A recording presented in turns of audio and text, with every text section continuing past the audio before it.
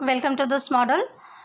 In this model, let us have an insight of fields and power radiated by an antenna. And while we do not require the detailed solutions to Maxwell's equations for our purpose, we do need to be familiar with the far zone electromagnetic fields radiated by antennas. Now, let us consider an antenna located at the origin of the spherical coordinate system. At large distances where the localized near zone fields are negligible, the radiated electric field of an arbitrary wave can be expressed as E of r, theta, phi is equal to theta factor into f theta of theta phi plus phi factor into fi of theta phi e power minus j k naught r by divided by r into volt per meter, where E is the electric field vector and theta and phi are the unit vectors of the spherical coordinate system. R is the radial distance from the origin, and k naught is the free space propagation constant, and f is the pattern functions. The interpretation of this equation is that the electric field propagates in a radial direction with the phase variation of e power j k naught r and amplitude variation with the distance of 1 by r. The electrical field may be polarized in either theta or phi direction, but not in the radial directions, since it is a TEM wave. The magnetic field associated with the electric field, with this electric field, is given by H naught is equal to E naught divided by eta naught, and H phi is equal to minus E phi by eta naught. Okay, where eta naught is the wave impedance of the free space. The magnetic field vector is also polarized only in the transverse direction. So now let us see the pointing vector for this wave. It is given by S vector is equal to E vector by H conjugate vector. And the time average pointing vector is S average is given by 1 by 2 real part of S vector. And at large distances, the near field of antenna are negligible, and that the radiated electric field can be written by that equation which we have seen in the last slide. And far field distance is the distance where the spherical wavefront radiated by an antenna becomes a close approximation to the ideal planar phase front of the plane wave. And this approximation applies over the radiating aperture of the antenna, and so it depends on the maximum dimension of the antenna. And the far field distance, as I said earlier, is given by which it is a distance which is greater than 2d squared by lambda, where d is the maximum dimension of the antenna.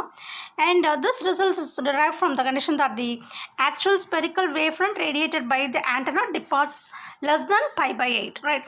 And for electrically small antennas such as dipoles or loops, small loops, this result may be give a far field distance that is too small. So in this case, a minimum value of 2 lambda should be used. Now let us see the antenna pattern characteristics. And the pattern is nothing but a plot of magnitude of the far zone field strength versus position around the antenna at a fixed distance from the antenna. Thus, the radiation pattern can be plotted from the pattern function, that is f theta or f phi.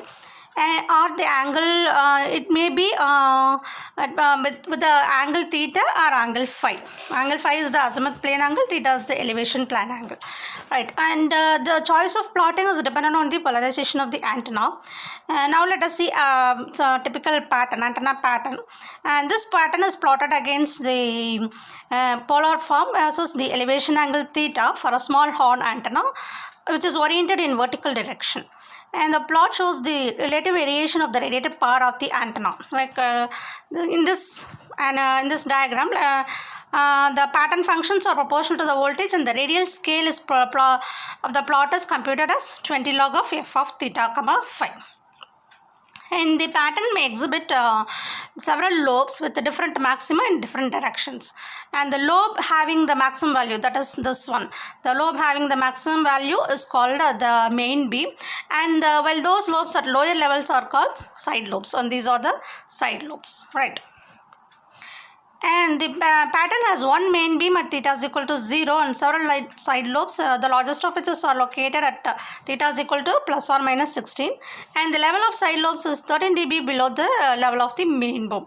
Okay, and this radiation pattern may also be plotted in rectangular form, and this is especially useful for antennas having narrow main beam.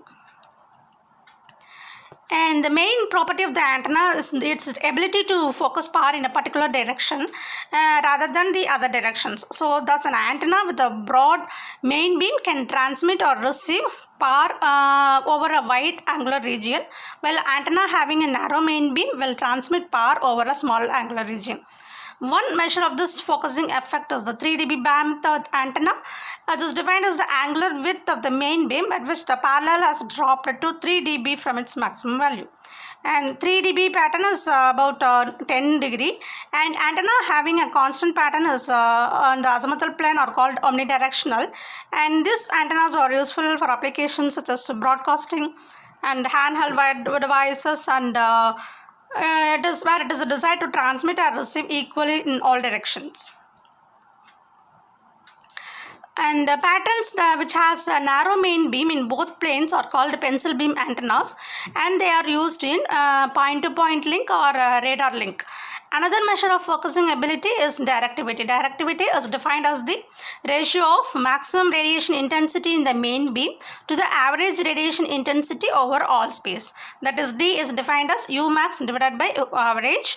When you substitute U average, it becomes 4 pi U max by P radiant. And an antenna which radiates equally in all directions is called an isotropic antenna. So applying the integral identity, we'll get the directivity, maximum directivity as D is equal to 1, or when you say in dB, it is 0. Since the minimum directivity of an antenna is unity, directivity is sometimes stated as relative to the directivity of an isotropic radiator. And examples of directivities of some common antennas, for example, wire dipole it is 2.2 dB, and microstrip patch antenna 7.0 dB, and waveguide it is 23 dB. Actually, the beam width and the directivity are both measures of focusing ability of an antenna. An antenna pattern with a narrow main beam will have a high directivity, but the antenna pattern with a wide beam will have a lower directivity. Actually, there is no exact relationship between these two quantities, that is the beam width and the directivity, but an approximate relation can be obtained, whereas that is D is equal to 32,400 divided by theta 1 into theta 2. Theta 1 and theta 2 are the beam widths in two orthogonal planes in the main beam. So this approximation will not work for omnidirectional pattern, because there is a well defined main beam in only one plane for such patterns, okay, such antennas.